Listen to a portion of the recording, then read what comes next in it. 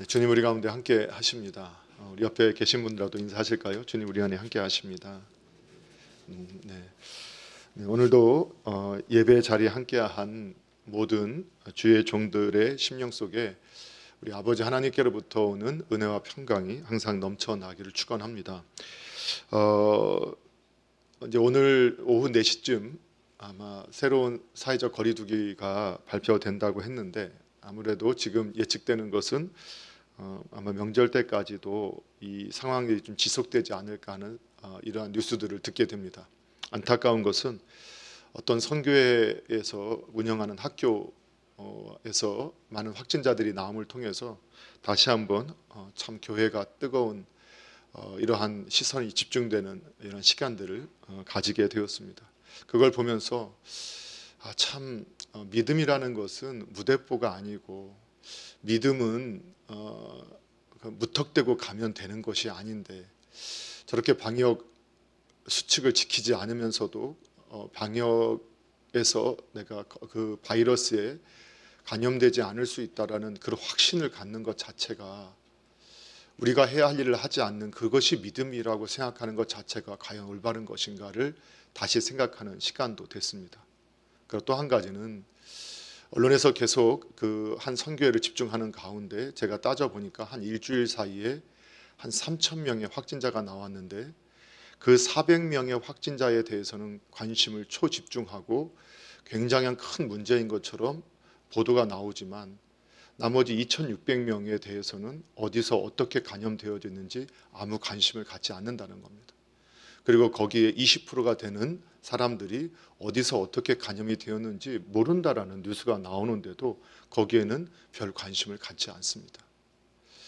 이러한 모든 것들이 어떤 것이 정말로 국민을 위하고 정말로 바른 방역인가가 빨리 잘 정착이 되어서 우리가 이 위기를 잘 극복하고, 또 우리가 한 마음으로 이 시기를 잘 준비하고 이겨내서 더 발전되고 또 더 앞서가는, 또 주님께 기쁨이 되는 그러한 믿음의 사역들과 우리나라 민족이 되어줬으면 좋겠습니다. 그래서 우리 성도님들은 항상 믿음과 지혜를 함께 겸비하시고, 또 우리가 해야 할 일과 주님께 의탁할 일을 구분하시면서 최선을 다하셔서 하나님 앞에 서실 수 있기를 주님의 이름으로 부탁드립니다. 자, 오늘은 지난주에 이어서 우리가 세상의 빛이라는 제목으로 말씀을 함께 상고할 것인데요. 지난주에 선언에 관계된 내용들은 주보 뒤편에 자세히 요약되어 있기 때문에 그것을 참조하시거나 또 지난 설교 방송을 다시 한번 들어보시고, 오늘은 구체적으로 우리가 빛된 삶을 살아야 하는 이유에 대해서 다시 한번 요약 정리를 하고, 빛된 삶, 빛의 삶이라는 것은 무엇인가에 대해서 오늘 집중해서 살펴본 후에, 그리고 그렇게 빛의 삶을 살게 된 결과 어떤 것을 얻게 되는가, 빛된 성도는 누리게 되는가, 그 열매와 결과에 대해서 우리가 함께 살펴볼 겁니다. 먼저 첫 번째로는 우리가 빛된 삶을 살아야 할 이유에 대해서 함께 살펴보는데, 이것은 이미 지난 2주간의 시간들을 통해서 다시 한번 확인했던 것인데, 다시 한번 확인하게 되면 바로 오늘 성경의 본문에 또 13절부터 14절에 보게 되면, 너희는 세상의 소금이다, 너희는 세상의 빛이다. 그러니까 소금이 되라, 빛이 되라 말씀하지 아니하시고, 너희가 소금이기 때문에 맛을 내야 하고 빛이기 때문에 빛을 발하는 것은 어쩌면 당연한 것이다라고 우리에게 말씀을 해주고 있습니다. 그래서 요한복음 1장 4절 말씀을 지난주에 마지막 시간에 우리가 함께 읽었는데, 마지막 부분에서 읽었는데, 요한복음 1장 4절에 보게 되면 예수님 안에는 생명이 있었고 이 생명은 사람들의 빛이다라고 말씀하셨습니다. 그러니까 이 생명의 빛을 받은, 다시 요한복음 12장 36절에서 너희에게 아직 빛이 있을 동안에 그 빛을 믿으라라고 예수님께서 말씀하셨고, 그리하면 빛의 아들들이 되리라, 아들이 될 것이다 라고 예수님께서 말씀하셨던 것을 우리는 기억해야 합니다. 저와 여러분은 바로 예수 그리스도를 나의 주 나의 하나님으로, 또 내 삶의 메시아 그리스도로 모시고 살고 있기 때문에 우리 안에 그 생명 대신 예수님이 들어오셨고, 그 생명은 우리의 빛이 되어서 우리를 빛되게 하셨다는 사실을 믿으셔야 합니다. 그래서 성경은 지속적으로 우리에게 동일하게 빛이 되라 하지 아니하시고 너희는 빛이다라고 말씀합니다. 에베소서 5장 8절에 보게 되면은 너희가 전에는 어둠이었는데 지금 이제는 주 안에서 빛이다라고 말씀하면서 그렇기 때문에 빛의 자녀들처럼 행하는 것이 마땅하다라고 우리에게 말씀해 주고 있습니다. 그러니까 빛이 되기 위해서 우리가 노력해야 할 부분이 있습니다. 그러나 그것은 이미 빛된 자녀이기 때문에 빛된 자녀답게 살기 위한 노력이다라고 우리가 해석을 할 수 있게 됩니다. 그래서 데살로니가전서 5장 5절에 보게 되면 너희는 다 빛의 아들이요 나대 아들이다라고 말씀하면서 우리가 밤이나 어둠에 속하지 아니했다라는 것을 분명하게 선언하고 있습니다. 예, 그렇습니다. 우리가 낮의 아들이요 또 빛의 아들이다. 또 아들이라 하니까 우리 그러면 여성분들은 왜 또 딸은 없고 왜 아들이라 합니까? 성경은 대표 언어로 자녀라는 의미입니다. 그래서 오늘 모든 예수님을 믿는 저와 여러분을 다 빛의 자녀, 낮의 자녀라고 분명하게 말씀하고 우리는 어둠에 속한 자녀들이 아니다라고 성경이 선언하는 것을 보게 됩니다. 여러분 우리가 우리 자신을 보면 여러분 빛이 좀 있어 보이시나요? 여러분 좀 맛이 나시나요? 소금 맛이 좀 나시나요? 쓴맛만 나지 않나요? 좀 빛이 어두컴컴한 것 같지는 않으신가요? 그럼에도 불구하고 성경은 저를 정말로 귀하고 아름다운 빛이라고 소금이라고 우리 주님은 선언하고 있다라고 말씀해 줍니다. 그것이 주님의 시야입니다. 저와 여러분이 부족한 것을 아시는 주님이 그 부족함 가운데서도 저와 여러분을 소금되게 하셨고 빛되게 하셨고 가장 아름답고 존귀한 존재라고 말씀하셨음을 믿으시기 바랍니다. 우리가 빛이 되었기 때문에 그러기 때문에 빛의 삶을 살아야 하는 것은 마땅하다고 성경이 우리에게 말씀하는 것입니다. 두 번째는 그러면 빛의 삶이라는 것은 무엇인가? 이것을 이해하기 위해서 빛이라는 것은 숨길 수 없고 숨겨지지 않는다라는 것이 오늘 본문의 말씀이었습니다. 오늘 본문의 말씀에서 빛을 우리가 빛을 킨 다음에 등을 켜서 말 아래 둔다라는 것은 우리가 타고 다니는 말을 의미하는 게 아니라 이렇게 수량을 세는 되나 말이라고 하는 이 통을 의미합니다. 그러니까 등불을 킨 다음에 통으로 덮어놓는 사람은 없다라는 의미입니다. 그러니까 통으로 덮어놓는 사람이 없지 않느냐? 왜? 빛은 드러나게 하기 위해서 만들어진 존재하는 파장이기 때문에 그렇습니다. 그렇기 때문에 빛은 이 드러나게 하는 것이고 숨길 수 없는 것이고 빛 자체가 존재하는 것은 드러나기 위함인데 이것이 바로 우리가 지난 시간에 우리의 빛은 없고 하나님의 빛을 받아서 성도가 드러내야 할 이러한 모습이다라는 것을 우리가 살펴봤는데 그것에 대해서 오늘 함께 읽으신 마태복음 5장 15절 이하의 16절에 보게 되면 이같이 너희 빛을 사람 앞에 비치게 하고 또 그들로 뭐라고 했죠? 너의 착한 행실을 보고 너의 착한 행실을 보고 그러니까 이 빛의 삶이라는 것은 뭐냐? 성경을 보면 착한 행실 바로 빛된 저와 여러분의 착한 행실이 빛의 삶이라고 말씀을 하고 있습니다. 여러분 제가 이제 설교 때마다 여러분 그 성경이 말하는 착하다, 선하다라는 것은 세상의 윤리와 도덕이 아니다라고 표현을 자주 하게 되니까 어떤 분들은 이렇게 그러면 세상 윤리 도덕은 우리하고 상관없는 것이냐 이렇게 이해를 하실 수도 있겠다 하는 생각을 하게 됐습니다. 우리가 함께 성경 공부를 하다가 그럴 수도 있겠구나 했는데 제가 지금 이 선하다, 착하다라는 것은 세상의 윤리 도덕을 초월하는 것이다라는 의미는 이미 자연 계시, 일반 계시 또 타락한 인간에게 양심을 주셔서 옳고 그름을 판단하는 능력을 주셨기 때문에 사람들이 가지고 있는 옳다 그르다라는 양심적인 이러한 선한 일들은 당연히 포함되는 것이고 그러나 성경이 말하는 선하다라는 기준은 사람들이 옳다 그르다 왜? 사람들의 양심이 기능을 하더라도 제 기능을 발휘하지 못하고 타락해 있기 때문에 잘못된 기능을 발휘하는 옳고 그름의 결정이 있을 수 있다는 겁니다. 그래서 기독교인은 그리스도인은 항상 옳고 그름의 기준이 어디에 있어야 되느냐? 하나님의 뜻, 하나님의 말씀에 있어야 한다는 겁니다. 예를 들면 우리가 선을 행했다, 하나님의 말씀을 따라서 선을 행했는데 하나님과 사람에게 칭찬을 받을 수도 있고 하나님께는 칭찬을 받지만 사람에게는 미움을 받을 수가 있다. 그래서 우리 초대 교회사에 보게 되면 기독교인, 교회 다니는 사람이라는 것은 정직한 사람, 믿을 만한 사람, 아주 진실한 사람, 성실한 사람이라는 그런 타이틀이 있었습니다. 그러니까 그런 면에서는 우리가 그렇게 살기 때문에 하나님께도 칭찬받고 사람에게도 칭찬받지만 반대로 그 시대에 우리 크리스천들이 제사를 드리지 않았죠. 그리고 술을 마시지 않았죠. 또 이러한 아주 너무 정직한 것이 오히려 사람들한테 부담을 주기도 했었죠. 또 그런 면으로 볼 때는 제사를 드리지 않는 이 우리 세상의 문화로 보면 후레자식이라고 하는 비난을 받았다는 겁니다. 그럴 때 그러면 어느 것을 사람들의 요구를 따라가야 되느냐? 그렇지 않다. 하나님의 뜻 기준으로 그것을 선악을 구분할 수 있는 것이 그리스도인이 되어야 한다. 이런 의미로 우리가 이해를 해야 한다고 했습니다. 그래서 대개 이 토브라고 하는 선하고 아름답고 복되고 온전하고 덕스럽다라는 이 단어는 히브리어인데 토브라는 히브리어가 헬라어로 번역되면 아가도스나 또 칼로스라는 단어로 번역이 됩니다.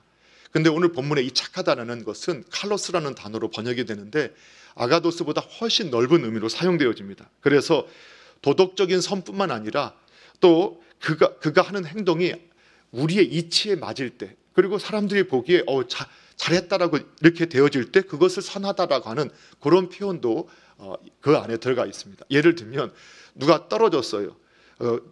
이렇게 그 지하철에서 떨어졌는데 아주 위험한데 한 사람이 순간적으로 뛰어내려서 그 사람을 올리고 바듯이 피해서 그도 살았어요. 또는 그러다가 죽을 수도 있어요.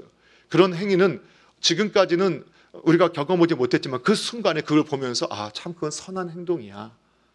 이렇게 보는 이런 것 다 포함한 선을 의미한다라고 볼 수 있습니다. 그런데 성경이 말하는 것은 오늘날 이번에 미국의 대통령이 바뀌고 나서 서명한 것, 대통령 행정명령으로 서명한 것 중에 하나가 이 차별금지법에 대한 부분이었거든요. 그래서 남자도 자기가 여성이라고 느끼면 여성의 화장실에 들어가도 되고 그리고 여자 탈의실에 들어가도 되고 여성이 받는 장학금을 받아도 되고 이렇게 되어지는 행정명령을 내렸거든요. 그래서 이제 오히려 여성계에서 많이 반발을 한다라는 이야기도 듣게 되는데 우리가 보면 마치 사람들이 이 양심이 살아 있을 때까지는 그래도 창조주 하나님께서 주신 그 양심을 따라서 선악을 세워가는 일에 어느 정도 효과를 발휘했는데 오늘날은 사람들이 함께 모여서 바벨탑을 쌓듯이 함께 모여서 하나님이 정한 창조의 질서를 깨트리고 성은 남자와 여자 그리고 가정은 한 남자와 한 여자의 결합이라는 것을 깨트리는 것이 그것을 깨트릴 수 있는 사람이 선한 사람인 것처럼 속이고 있다는 거예요. 그래서 우리가 오늘 급하게 저도 연락을 받고 우리 성도님들도 이건 신앙의 자유이기 때문에 억지로 하실 필요는 없습니다. 그러나 뒤에 이번에 또 민주당에서 발의한 또 차별금지법에 보게 되면 아주 위험한 독소 요소가 있는 것이 참 차별금지법이라는 좋은 표현 속에 역차별을 조장하는 사기법이 그 안에 담겨져 있고 그 안에는 대통령이 행정명령으로만 내려도 이제는 그것을 실행할 수밖에 없는 이러한 조항들이 있어서 아주 위험한 그것이 단지 기독교 교회 다니는 사람에게만 위험하냐? 결국은 그 모든 피해는 국민이 받게 됩니다. 그래서 항상 종교 개혁이 일어나고 자유와 민주의 이런 자유 민주가 성장할 때 크리스천에 의해서 그것이 성장했어요. 그 혜택은 수많은 사람들이 혜택을 누렸습니다. 여러분 그래서 이런 것을 볼 때 선악의 기준은 어디에 있느냐? 하나님께 있다. 그리고 착한 행실은 뭐냐? 하나님의 기준에 맞는 행실이 착한 행실이다. 이것을 저와 여러분이 분명히 확신을 가지셔야 합니다. 이것이 빛된 삶입니다. 그래서 하나님께서 어느 정도로 우리가 빛된 삶을 살기를 원하시느냐? 빌립보서 2장 15절에 보게 되면 너희가 흠이 없고 순전하여 어그러지고 거스르는 세대 가운데서 하나님의 흠없는 자녀로 세상에서 그들 가운데 빛들로 나타내며 라고 말씀하고 있습니다. 그러니까 이 세상은 참 악하죠. 어그러졌죠. 이게 하나님을 거스르죠. 그러한 세대 가운데서 우리는 어느 정도로 빛을 발해야 되느냐? 흠없는 자녀로서. 좀 부담이 되시죠? 좀 흠 조금 있으면 괜찮을 것 같은데 흠없는 자녀로 세상에 빛을 발하라니까. 그런데 우리는 이 세상에 이 하나님의 온전한 빛을 드러내는 이러한 역할을 감당해야 한다. 그리고 그럼 그 결과가 뭐냐? 우리가 바로 빛 대신 그 예수님의 빛을 받아서 그분의 빛을 드러냄을 통해서 이 세상 사람들을 주님께로 인도하고 또 주님께로 안내하는 안내자의 역할, 인도자의 역할을 감당해야 한다는 겁니다. 그래서 요한복음 5장 35절에 보니까 세례 요한을 뭐라고 말했냐? 그를 켜서 비치는 등불이다라고 말했어요. 사명자는 어떤 존재냐? 우리 빛은 켜서 비치는 등불인데 오늘 주님의 빛을 비춰서 누구에게로 인도하는 거지요? 예수님께로. 누구에게 안내하죠? 예수님께로. 그게 세례 요한의 역할이었고 오늘 우리의 역할입니다. 주님의 빛을 받은 우리는 그 빛을 드러내므로 우리가 예수님께로 안내하고 인도해 가는 것이 우리의 역할입니다. 그래서 그 빛은 지난주에도 살펴보았던 것처럼 빛은 시편 119편 105절에서 이 주의 말씀은 내 발의 등이요 내 길의 빛이 된다. 그리고 우둔한 자를 깨닫게 하는데 시편 109편 130절에 보게 되면 말씀을 열면 그것이 빛이 비춰지고 우둔한 사람을 깨닫게 한다라고 말씀을 하고 있습니다. 이처럼 이 주님의 빛이 우리에게 들어와서 우리가 참 길을 알게 되고 우리가 깨달음을 얻을 수 있어서 참 빛을 깨달아서 그분께로 인도하는 역할을 우리가 감당할 수 있게 된다는 겁니다. 여러분, 우리가 이제 신앙생활 하면서 이 코비드19 상황이 어쨌든 이 우리의 부족함 그리고 실제로 이렇게 신앙에 좀 한쪽으로 치우친 분들이나 또는 이단들이 사실 더 많았고 지금 일부 소수의 또 교회들에서 이렇게 걸리는데 6만 교회에서 한 100교회, 200교회가 그렇게 확진자가 다녀갔다. 거기서 나왔다는 표현은 아니겠죠. 다녀갔죠. 다녀갔는데 거기서 확진된 사례를 보면 그러면 한국 교회 0.2%가 될까요? 그 정도의 일이 벌어지고 있죠. 그렇지만 아까도 말씀드렸지만 우리는 2,600명의 다른 확진자에 대해서는 관심을 갖지 않고 이번에 늘어난 400명에 대해서만 관심을 갖죠. 그러면서 교회가 문제다, 교회가 심각하다 이런 비난을 받고 이런 모습을 들을 때 많은 분들도 이렇게 생각할 겁니다. 끝났다. 이제 복음 전하는 것은 끝났다. 이 빛을 발한다는 것은 이제 끝났다. 여러분 그렇게 생각하시지 않나요? 우리가 이제 복음을 말한다는 것, 나 교회 다닌다라고 밝히는 것, 이것은 이제 불가능한 일이다. 이제 우리 교회 가자라고 말하는 것은 이제는 더 이상 할 수 없는 일이다. 그것은 마귀가 주는 생각이고 사탄이 주는 생각이 분명합니다. 여러분 어둠이 깊을수록 빛은 더 강력하게 빛을 발합니다. 여러분 우리 교회 안에서도 작년 말쯤이었나요? 우리 성도님 중에 한 분이 우리 교회에 함께 나오신 지 얼마 되시지 않은 한 우리 성도님께서 집사님께서 이렇게 같이 일하시는 한 분을 교회로 소개해서 데리고 오셨어요. 지금과 똑같은 상황이었거든요. 아마도 그 성도님이 평소에 보여주는 그 빛된 모습 때문에 그 성도님, 예전에 신앙을 잃었던 그분이 그분의 말이라면 내가 그분이 다니는 교회라면 나도 갈 수 있겠다. 여러분, 사람들은 멀리 있는 빛을 보지 않습니다. 결국 누구의 빛을 보느냐? 지금 내 곁에 있는 빛을 보게 하십니다. 여러분, 그래서 우리가는 빛이 있지 않습니까? 우리가 보기에는 나는 너무 어둡고 나는 신실하지도 않은 것 같고 그러나 다릅니다. 여러분, 저와 여러분이 이렇게 여러 이제 일상생활을 하면서 어떤 단체나 기관이나 그냥 또 어떤 일을 일상적인 삶을 살면서 사람들과 만날 때 혹시 이런 말씀 들어보신 적 없나요? 어떤 분들이 이렇게 말하는 거죠. 혹시 교회 다니지 않으세요? 혹시 교회 다니지 않으세요? 이런 말 혹시 안 들어보셨나요? 안 들어보셨어도 문제고 들어보셨다면 참 감사한 거죠. 근데 그분들의 표현이 너 교회 다녀? 이런 표현이 아니라 혹시 교회 다니세요? 왜? 보통 이렇게 표현하시는 분들은 교회 다니시는 분들이던데, 보통 이렇게 배려해 주시는 분은 교회 다니시는 분들이던데, 여러분 그렇게 우리가 생각하지 않을까요?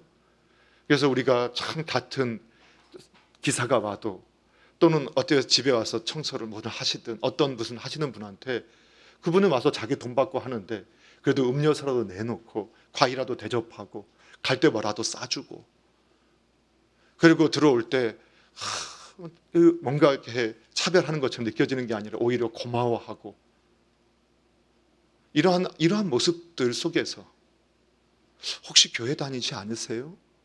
우리는 사실 너무 자연스럽게 당연하게 하고 있는 그 모습이 어느새 우리가 빛이기 때문에 너무나 자연스럽게 훈련받은 그 모습이 흘러가고 있는 것이고, 우리가 소금이기 때문에 나도 모르게 그 맛이 흘러가고 있는 것임을 보게 되는 겁니다. 여러분, 이제 끝났다고요?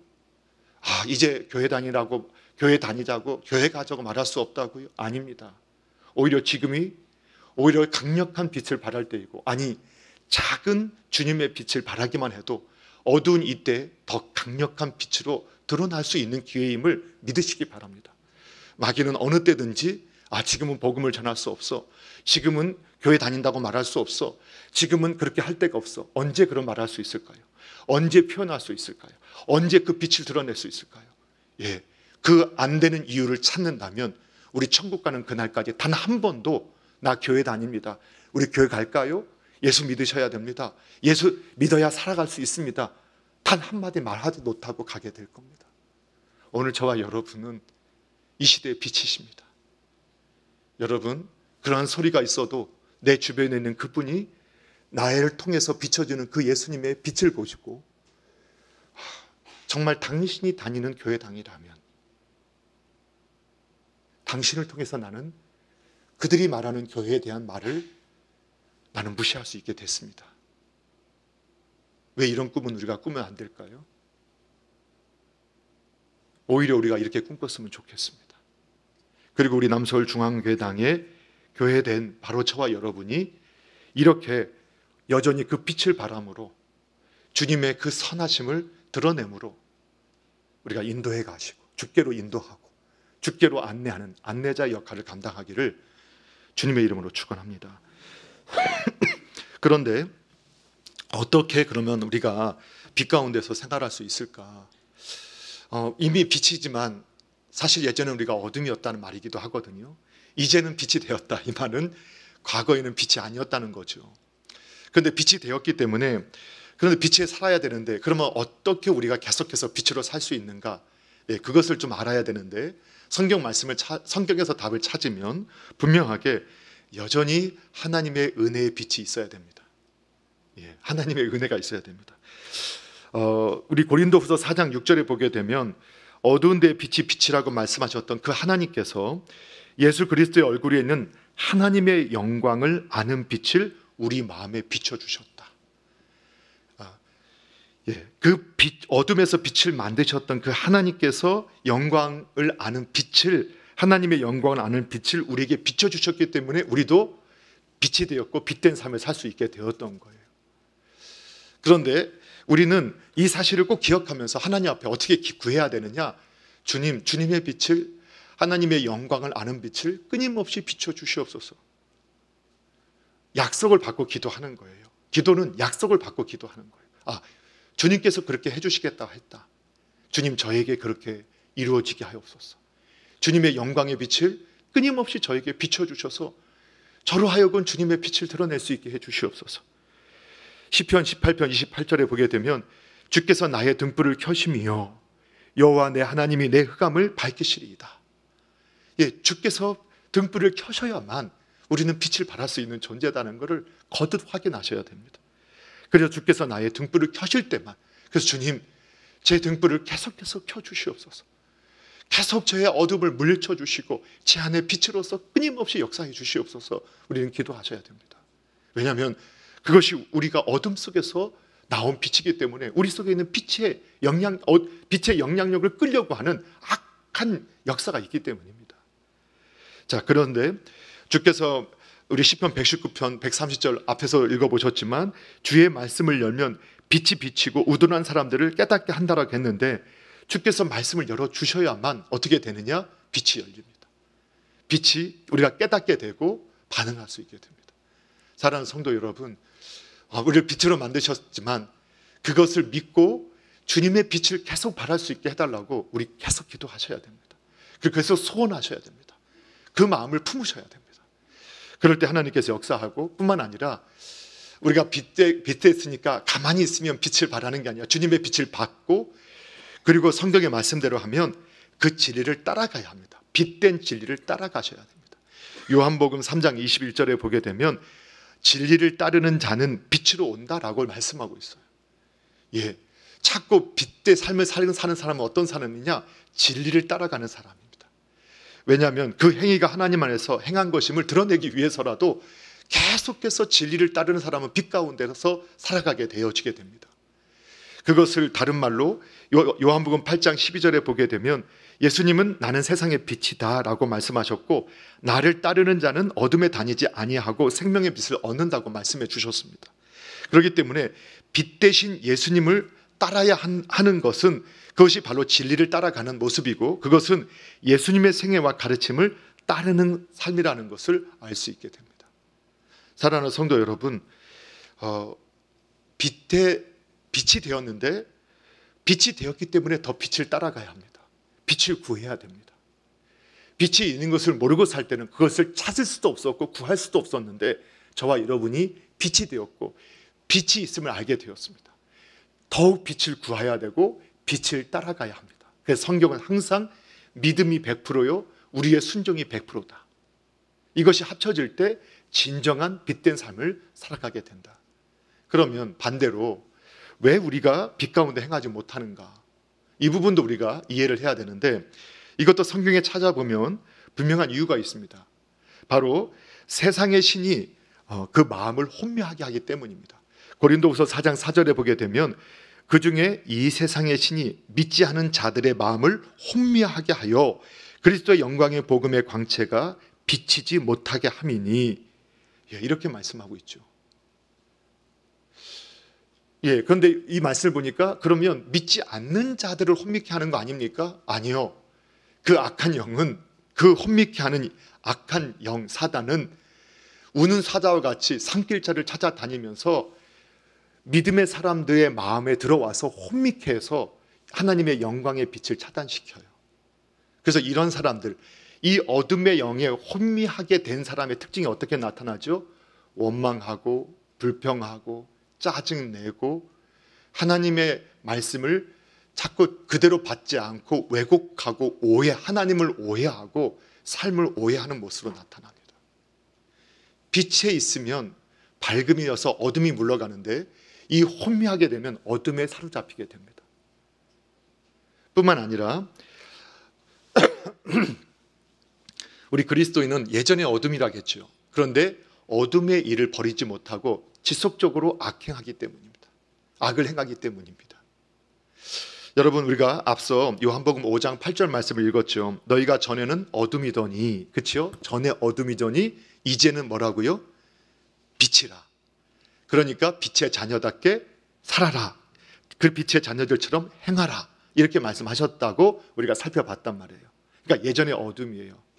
그래서 어둠의 일을 성경에 보면 이미 우리가 그것이 어둠의 일인지 알지 못하고 행했었는데 빛의 자녀가 돼서 빛이 들어오니까 보여진단 말이에요. 밝게 드러났단 말이에요. 그러니까 그것을 이제는 벗어버려라. 그리고 이것을 없애라. 이렇게 말씀하고 있어요. 그런데 어떤 사람들은 그렇지 못한다는 거예요. 여전히 내가 빛 가운데 어둠 가운데 있었던 일을 여전히 행한다는 거예요. 그리고 속는다는 거예요. 그것을 에베소서 같은 5장 3절에서 6절까지인데 옛날 성품이 이랬다는데 한번 읽어볼까요? 저와 여러분도 옛날에 이랬다는 거예요. 지금이 아니라 옛날에 어땠는지 한번 볼까요? 시작. 음행과 온갖 더러운 것과 탐욕은 너희 중에서 그 이름조차도 부르지 말라. 이는 성도에게 마땅한 바니라. 누추함과 어리석은 말이나 회롱의 말이 마땅치 아니하니 오히려 감사하는 말을 하라. 너희도 정녕 이것을 알거니와 음행하는 자나 더러운 자나 탐하는 자 곧 우상 숭배자는 다 그리스도와 하나님 나라에서 기업을 얻지 못하리니 누구든지 헛된 말로 너희를 속이지 못하게 하라. 이로 말미암아 하나님의 진노가 불순종의 아들들에게 임하나니. 아멘. 예. 음행과 온갖 더러운 것과 탐욕, 그것을 항상 부르고 쫓는 인생이 어둠 속에 있었던 저희들의 모습이었다는 거예요. 그리고 우리도 모르게 어둠에 속해서 이것을 쫓아다녔어요. 그런데 지금은 빛의 자녀가 되었기 때문에, 이제는 빛이 되었기 때문에 이것들을 우리가 피해야 된다는 거예요. 그런데 과거에도 그렇고 지금도 그렇고 예수님이 과거, 현재, 미래 우리의 죄악을 다 용서해 줬으니까 우리가 어떤 죄를 지어도 괜찮고, 그런 죄를 짓는 행위를 해도 괜찮다, 그리고 거짓말해도 괜찮고, 뭐 음란하게 살아도 괜찮고, 다 예수님께서 다 용서해 준다. 거짓말입니다. 거짓말이에요. 그것을 끊지 못해서 실수할 수는 있어도 빛이 들어오면 어둠의 일을 괴로워해요. 그럴 수 없다라는 거예요. 그래서 빛으로 살고자 할 때 우리들이 참, 크리스천들이, 저도 초신자 때 그리고 좀 열심을 내다가 신앙이 한번 탁 막힐 때가 있었어요. 그때가 뭐 때문이냐? 이 빛이 들어왔을 때. 처음에는 이렇게 말씀대로 살면 되겠구나.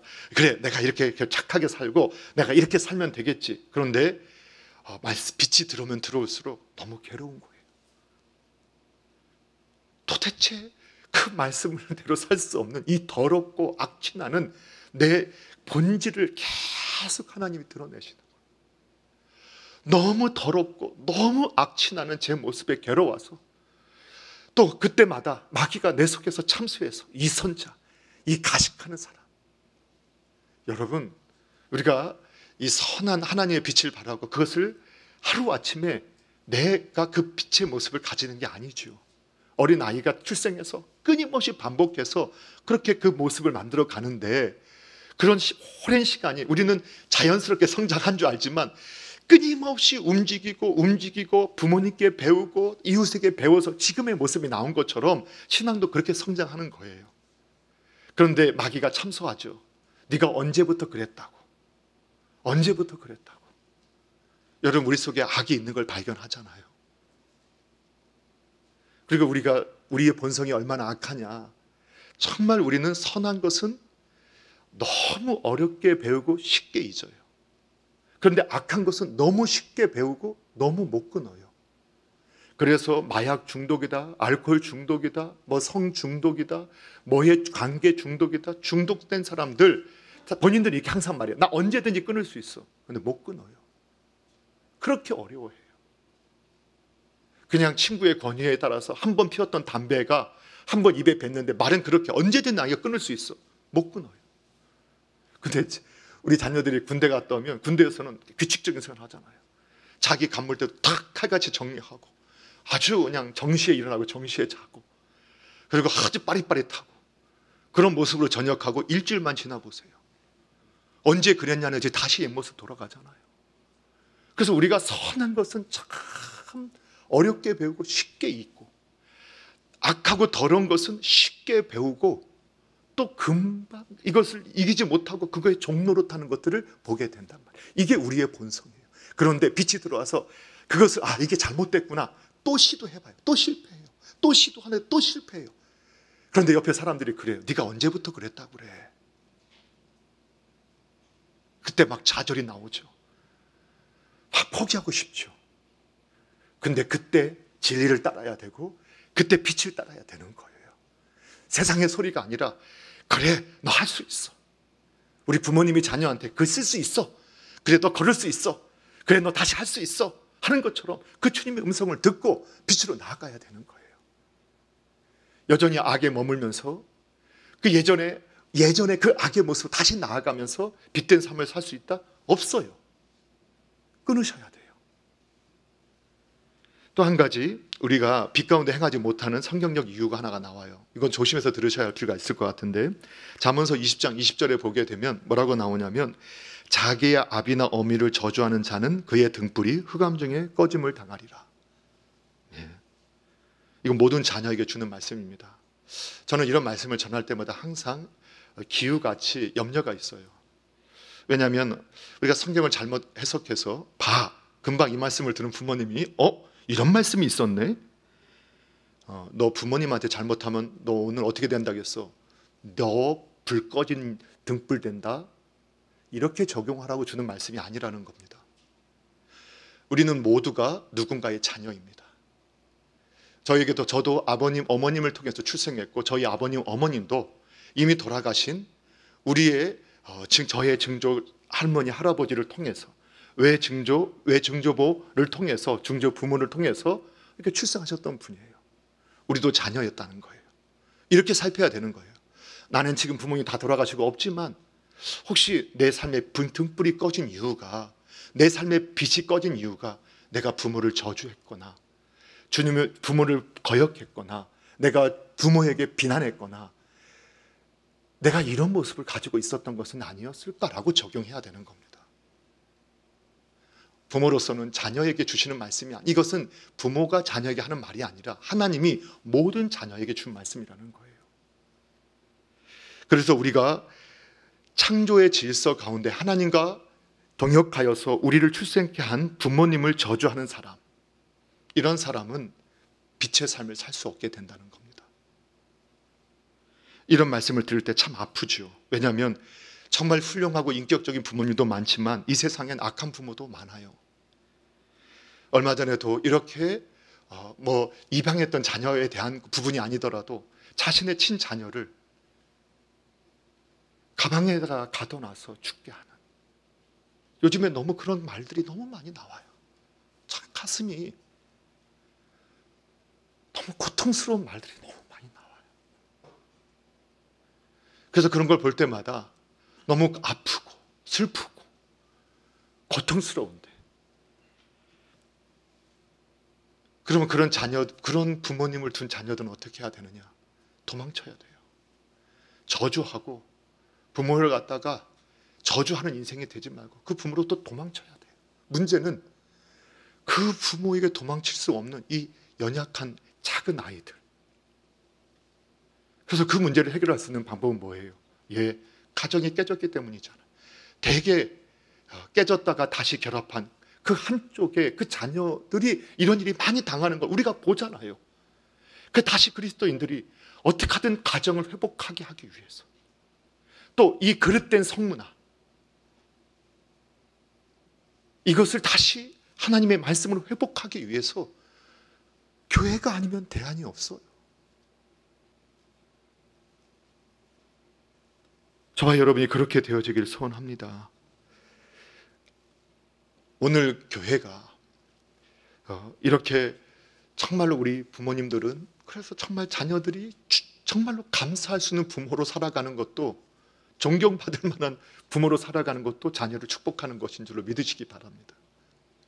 자, 이처럼 빛 가운데 행하지 못하는 성경적인 이유들이 나왔어요. 자, 마지막으로 그러면 우리는 빛 가운데 행하는 자가 받게 되는 그 열매, 또 빛 가운데 살아가는 그 성도가 얻게 되는 그 결과물이 무엇인가를 살펴보는데, 이것도 성경을 보니까 너무 많아요. 너무 많아서 제가 요약을 좀 하는데, 지금 성경 말씀을 주로 말씀을 드리는 것은 제가 설명하는 설명이 중요하지 않습니다. 말씀이 중요합니다. 지금 아래 어떤 건 지금 놓치기도 하신 것 같은데, 다시 설교 다시 한번 할 때는 또 그것도 다시 한번 입힐 수 있으면 입히면 좋겠는데, 그 성경 말씀을 아래 지금 다 나가고 있거든요. 이거 설교가 지금 녹화돼서 방송되고 다시 볼 수 있기 때문에 이 말씀들을 찾아서 좀 정리하시고 그 말씀을 믿으시기 바랍니다. 그럼 그 결과가 우리에게 그대로 임할 줄 믿습니다. 그리고 그 말씀을 아는 게 아니라 그 말씀을 행하는 성도가 되시기를 주님의 이름으로 부탁합니다. 그 빛이 임하셔서 깨닫게 하신다 하셨는데, 그러한 역사가 사모하는 분들에게 그대로 이루어지기를 주님의 이름으로 축복합니다. 자, 그러면 그 많은 가운데 빛 가운데 행하는 자가 어떤 열매를 맺고 어떤 결과를 얻게 되느냐, 정말 많은 내용이 있었지만 제가 이제 읽다가 한 말씀 막 찾아보다가 저도 이런 말씀이 있었나 했던 것 하나로 좀 총합할 수 있는 게 있었어요. 그게 욥기서 11장 17절에 있었는데 이거 말씀 같이 한번 읽어볼게요. 함께 읽습니다. 시작. 내 생명의 날이 대낮보다 밝으리니 어둠이 있다 할지라도 아침과 같이 될 것이요. 아멘. 예, 이것은 문맥적으로 보면은 사실 욥을 공격하는 소발이라고 하는 친구가 했던 말입니다. 그래서 사실 잘못 사용되었어요. 그러나 말씀이 잘못 사용되었다 하더라도 이 말씀을 주는 의미는 분명합니다. 그리고 진리입니다. 우리가 주님의 말씀, 빛된 삶을 살게 되면 빛된 삶을 살게 되면 너의 생명의 날이 대낮보다 밝아진다. 이건 상징적이죠. 우리의 삶이 어떻다는 거예요? 아주 빛난다. 어둠이 없다. 설사 어둠이 있다 할지라도 어떻게 되느냐? 곧 아침과 같이 되어진다는 거예요. 그러니까 하나님께서 우리가 믿음대로 빛대로 살고자 하는 성도에게 이런 은혜를 주신다는 거예요. 그래서 요즘에 오후에 정오에 잠언을 이렇게 하면서 저도 계속 다시 한번 잠언을 몇 번씩 읽고 다시 보는데 거기에 보니까 잠언서 10장 22절에 보니까 여호와께서 우리에게 주시는 복은 이 근심을 겸하여 주시지 않는다 이렇게 나오더라고요. 그러니까 그게 정말로 복을 주시는데 불을 주시는데 근심 없는 복을 주시는 거예요. 이것을 밝은 빛이라 표현할 수 있겠죠. 그래서 우리의 삶을 아주 대낮처럼 밝게 빛나게 하시는 여러 사례들이 나오는데 그 몇 가지를 살펴보면 시편 27편 1절에서 다윗이 여호와는 나의 빛이다, 나의 구원이시다. 그래서 뭐라고 표현하느냐? 내가 누구를 두려워하리요, 또 내가 누구를 무서워하리요 라고 이렇게 고백하고 있는 걸 보게 돼요. 그래서 성도가 빛된 삶을 살면 두려움이 없어요. 예, 잠언서 28장 1절에 악인은 쫓아오는 자가 없어도 도망하지만 의인은 사자처럼 담대하다고 성경이 기록한 것처럼 빛의 삶을 살면요 두려움이 없어요. 예, 사람의 두려움을 갖지 않아요. 무서움이 없어요. 그리고 시편 33편 5절에 보게 되면 그들의 주의를 앙망하고 광채를 내었으니 그들의 얼굴은 부끄럽지 아니하리라. 하나님께서 영원히 부끄럽지 않게 만들어 주신대. 수치를 당하지 않게 하신대. 우리가 살아가는 인생 가운데 부끄러움을 당할까 수치당할까 얼마나 걱정해요. 그런데 빛된 삶을 살면 주님께서 수치당하지 않게 하시겠대요. 영원히 부끄러움 당하지 않게 하시겠다고 약속하셨어요. 그리고 또 한 가지 시편 37편 6절에 보게 되면 너의 의를 빛같이 또 내 공의를 정오의 빛같이 드러내시겠다는 거예요.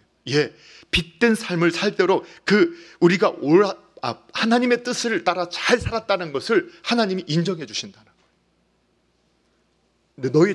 너의 의, 그 공의를 정오의 빛같이 나타낸다. 모든 사람에게 알도록 네가 옳았다, 네가 나를 따르는 게 맞았다, 이걸 온전히 드러내 주시겠다는 거예요. 놀랍지 않나요? 그리고 한 가지 더, 잠언서 6장 23절에 보니까 대저 명령은 등불이고 법은 빛인데 훈계의 책망은 곧 생명의 길이라 말씀하시면서 이것이 이 빛된 말씀이 빛을 따라 살게 되면 너를 지켜 악한 여인에게 이방 여인의 혀로 호리는 말에 빠지지 않게 하리라. 여러분 참 신기한 것 중에 하나가 그 정도 명예, 그 정도 부를 갖고 있는 분들이 이 성적인 문제로 자살하게 되고 그 모든 것을 잃어버리는 것을 저희가 본다는 거예요.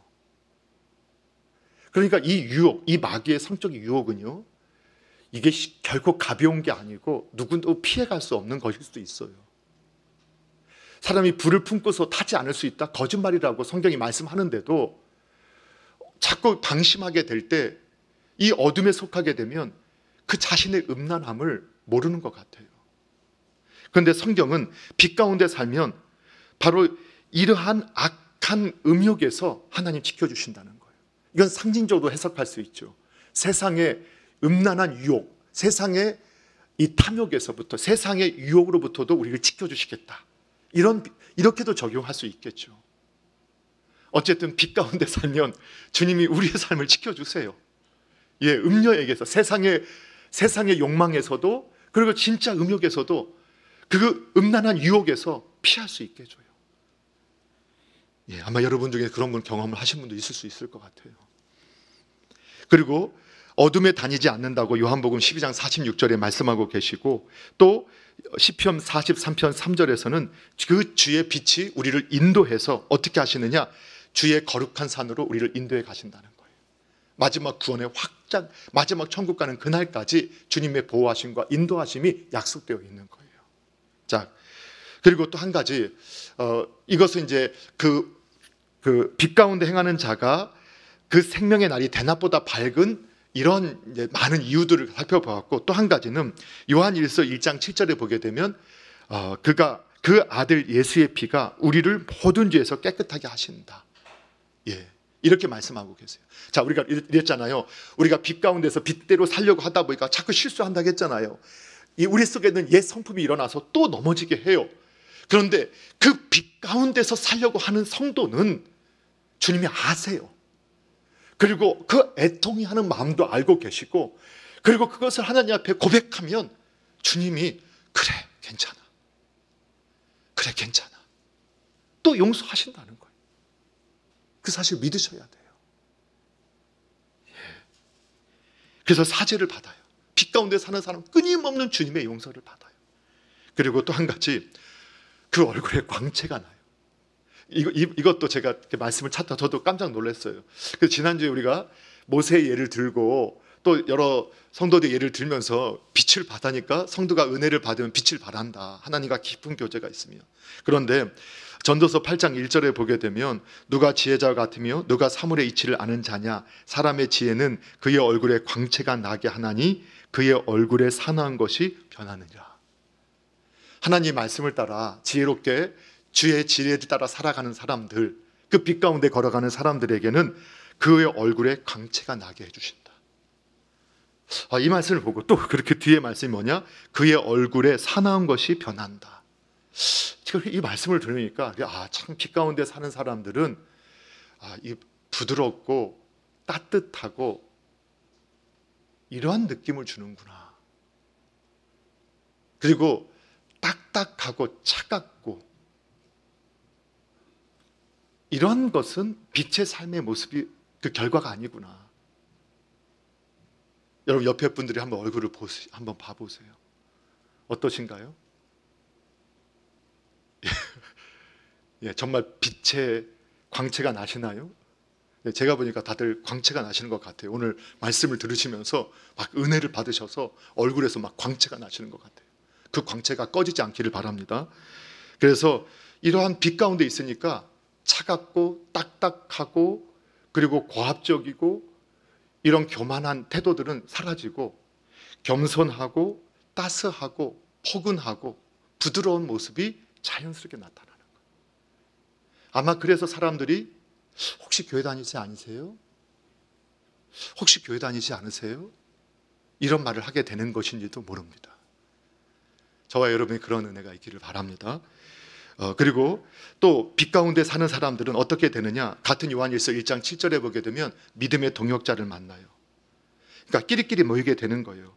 그가 빛 가운데 계신 것 같이 우리도 빛 가운데 행하면 우리가 서로 사귐이 있다. 예, 빛 가운데 사는 사람들이 모여요. 만나게 돼요. 그런 동역자를 세우게 돼요. 기도하는 사람에게는 기도하는 사람을 붙여줘요. 말씀대로 하면 고통스러워하는 사람에게는 그러한 동역자를 계속 붙여주세요. 그래서 끝까지 빛가로 살 수 있게 도와주세요. 그리고 결론적으로 여러분, 우리의 삶에서 인생의 가장 첫 번째 된 목적은 뭐라고 우리가 배웠죠? 모든 인생의 첫 번째 되는 목적, 예, 하나님께 영광 돌리는 것. 그런데 오늘 마태복음 5장 16절에서 이같이 너희 빛을 사람 앞에 비치게 하여 그들로 너의 착한 행실을 보고 하늘에 계신 너희 아버지께 어떻게 하라고요? 영광을 돌리게 하라. 여러분, 우리가 빛된 삶을 사는 것 그 자체, 그냥 당연히 그리스도인으로서 살아가는 그 모습을 살게 되면 누가 영광을 받으신다고요? 하늘에 계신 우리 아버지가 영광을 받으세요.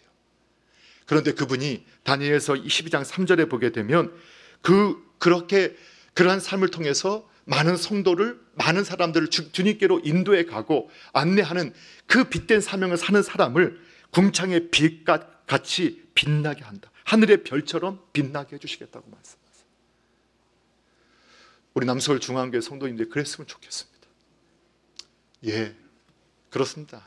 정말 세상은 어둡고 지금 우리가 빛이라고 말하기도 거리길만큼 이 세상에서 정말 교회에 부끄러움도 있고 또 공격도 있고, 그런데 오늘 다시 한번 확신하시기 바랍니다. 사람들은 멀리 있는 빛을 보면서 하지만 내 곁에 있는 빛을 통해서 주님께로 돌아옵니다. 오늘 남서울중앙교회당에 교회로 부름받은 우리 성도 여러분, 저와 여러분 한 분 한 분이 그 주님의 빛을 온전히 소유하고 또 그 빛이 되어서 주님의 빛을 온전히 드러내므로 이 어둡고 타락한 세상 가운데 다시 주님께로 인도하는 그러한 놀라운 은혜의 통로가 되기를 소원합니다.